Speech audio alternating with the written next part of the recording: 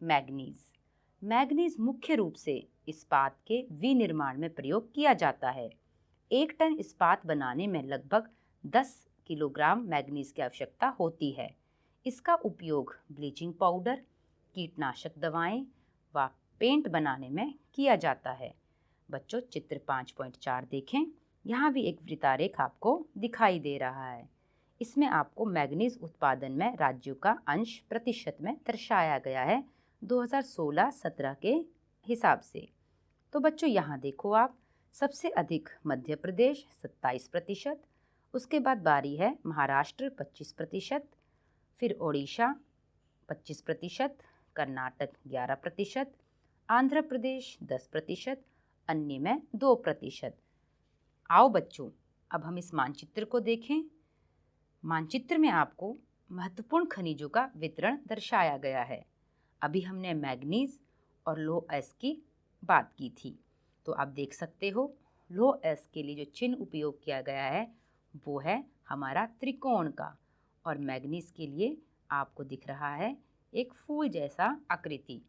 तो बच्चों, आप देख सकते हो मानचित्र में हमारा जो लौह अयस्क क्षेत्र है उसमें आपको दिख रहा है छोटा नागपुर का पठार के आसपास का क्षेत्र, और दक्षिण में भी हमारा जो गोवा और महाराष्ट्र के आसपास का क्षेत्र और कर्नाटक के आसपास का क्षेत्र लौह अयस्क क्षेत्र दर्शाए गए हैं। उसके बाद हम बात करते हैं लौह अयस्क खाने की।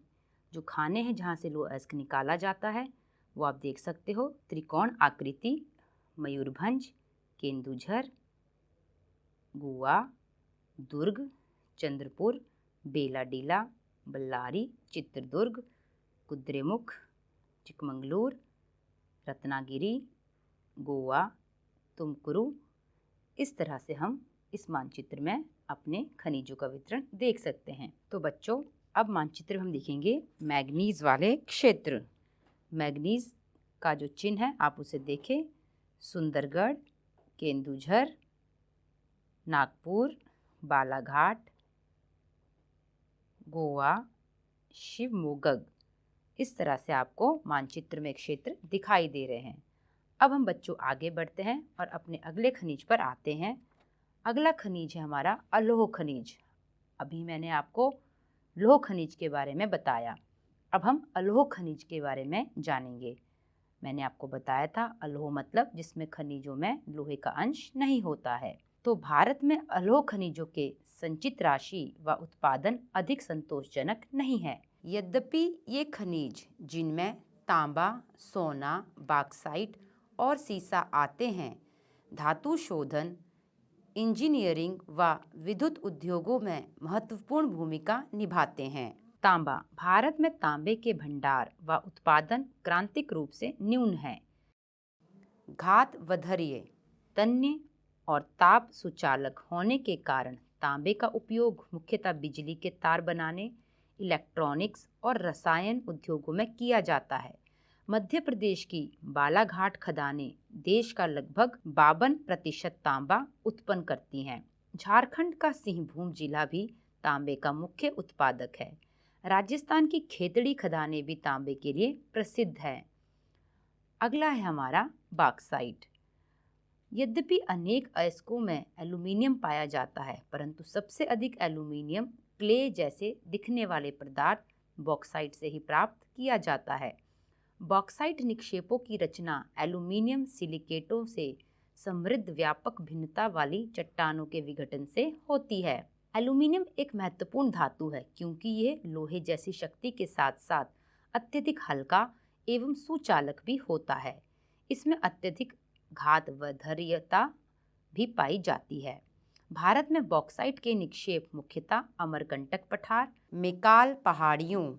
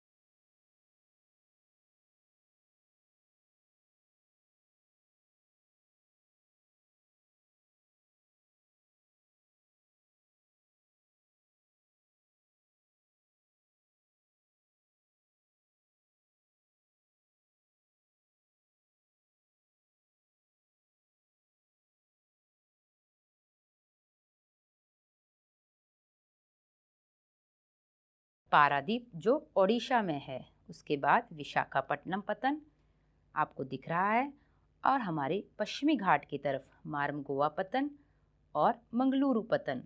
तो ये हमारे 4 पतन हैं जिनसे लौह अयस्क निर्यात किया जाता है। तो बच्चों, इस मानचित्र को आपने अच्छे से समझ लिया है। बच्चों, आपको मैं एक रोचक तथ्य बताती हूँ। एल्यूमीनियम की खोज के बाद सम्राट नेपोलियन तृतीय अपने कपड़ों पर एल्यूमीनियम से बने हुक व बटन पहनता था तथा अपने खास मेहमानों को एल्यूमीनियम से बने बर्तनों में भोजन कराता तथा आम मेहमानों को सोने व चांदी के बर्तन में भोजन परोसा जाता। इस घटना के 30 वर्ष बाद पेरिस में भिखारियों के पास एल्यूमीनियम के बर्तन एक आम बात थी।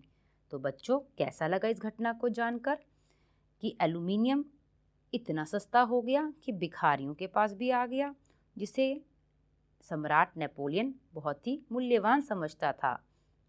तो बच्चों, आओ अब हम आगे बढ़े और हमारे अधात्विक खनिजों की बात करें। अधात्विक खनिज मैंने आपको बताया जिनमें धातु नहीं पाया जाता है। इसमें सबसे पहले आता है अभ्रक। अभ्रक एक ऐसा खनिज है जो प्लेटों अथवा पत्रण क्रम में पाया जाता है। इसका चादरों में विपाटन आसानी से हो सकता है। ये परतें इतनी महीन हो सकती हैं कि इसकी 1000 परतें कुछ सेंटीमीटर ऊंचाई में समाहित हो सकती हैं।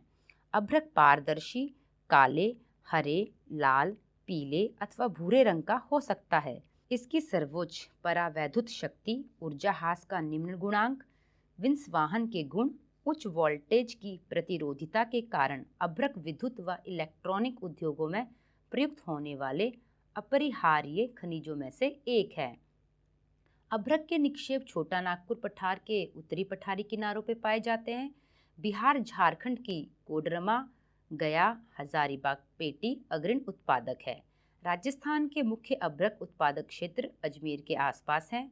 आंध्र प्रदेश की नेल्लोर अभ्रक पेटी भी देश की महत्वपूर्ण उत्पादक पेटी है।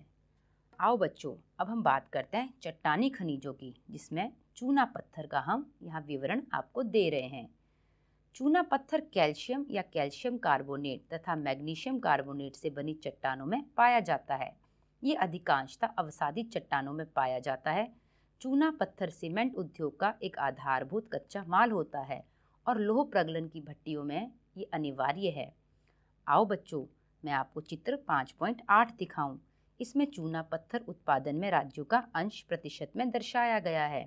आप यहाँ देख सकते हो, सबसे अधिक चूना पत्थर राजस्थान से निकलता है 21%, उसके बाद मध्य प्रदेश 11%, फिर आंध्र प्रदेश 11%, छत्तीसगढ़ 10%, कर्नाटक 10%, गुजरात 8%, तमिलनाडु 8%, तेलंगाना 8%, अन्य 13%। खनन को घातक उद्योग बनने से रोकने के लिए दृढ़ सुरक्षा विनियम और पर्यावरणीय कानूनों का क्रियान्वयन अनिवार्य है।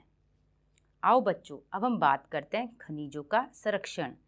बच्चों, आप सबको पता है, अगर हम खनिजों का इस तरह उपयोग करते रहे तो आने वाले कुछ सालों में खनिज खत्म हो जाएंगे, और अगर खनिज खत्म हो गए, समाप्त हो गए, तो आगे का जीवन हमारे लिए बहुत ही मुश्किल भरा होगा। तो जिन खनिज संसाधनों के निर्माण व सांद्रण में लाखों वर्ष लगे हैं, हम उनका शीघ्रता से उपभोग कर रहे हैं। खनिज निर्माण की भूगर्भिक प्रक्रियाएं इतनी धीमी हैं कि उनके वर्तमान उपभोग की दर की तुलना में उनके पुनर्भरण की दर अपरिमित रूप से थोड़ी है। इसीलिए खनिज संसाधन सीमित तथा अनवीकरणीय योग्य है। समृद्ध खनिज निक्षेप हमारे देश की अत्यधिक मूल्यवान संपत्ति है, लेकिन ये अल्पजीवी है।